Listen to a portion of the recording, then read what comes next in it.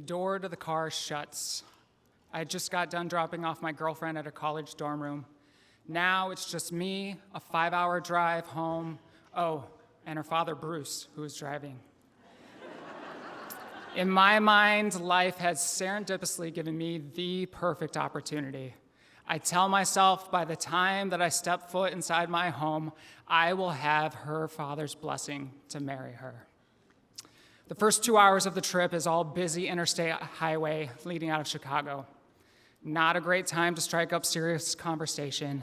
I think I'll wait. The next hour and a half is a winding highway through small towns in Illinois.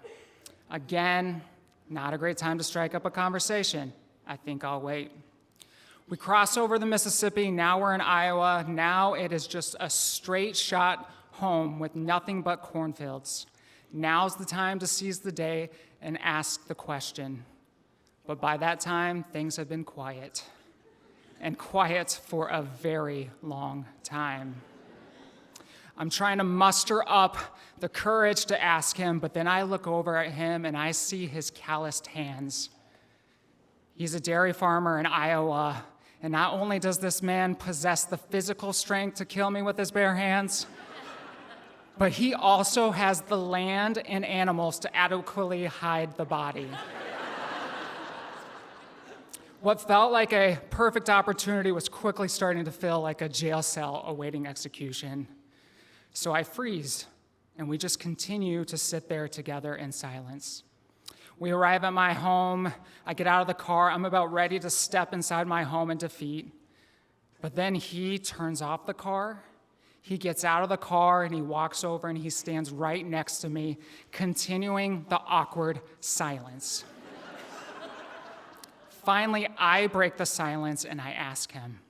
I was so anxious at the time, I couldn't remember much of what he said, but I do remember that he said that Hannah's mom, Kathy, liked me a lot. Failing to mention anything about what he thought of me. He did tell me yes, but then he went on to ask that I would wait another year to get engaged because of how young we were. We say goodbye to each other, and finally I step foot inside my home. I shut the front door behind me, and then I proceed to faint onto the ground right inside the doorway.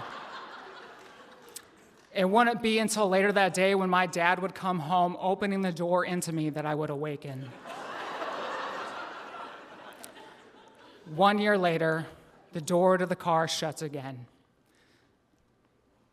This time it's me, my girlfriend Hannah, same 5-hour drive to Iowa, and an engagement ring that had been in my possession for the last 2.5 years by this point. Waiting that extra year had put a lot of strain in our relationship, and I had worried at times that I might lose her. On top of that, my plans to ask her that weekend in my hometown had just fallen through, and I was going to need to improvise. So I tell myself, by the time that I step foot inside my home, I will be engaged. The first part of the route I use to brainstorm and come up with the best idea I can of where to ask her. I come up with this great idea. There is this tall wooden structure that is this scenic outlook right before the historic, quaint town of Galena, Illinois. For the next hour and a half, I'm psyching myself up. I'm getting ready to go through with the most important question of my lifetime. We come up onto the tower. I pull off the highway. We get out of the car, and then we promptly read a sign that says, "Closed for construction."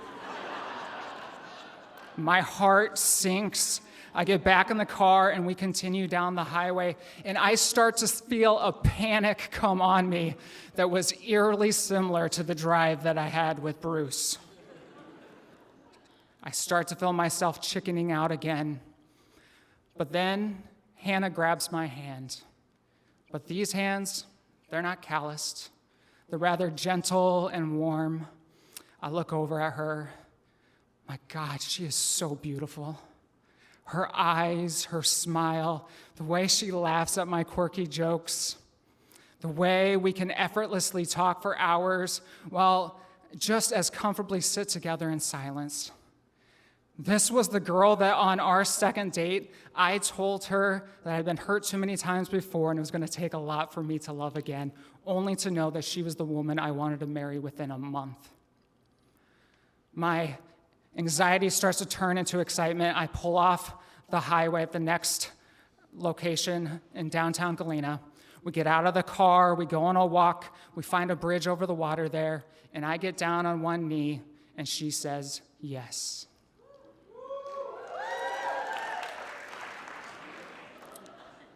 "18 years later, the door to the car shuts again.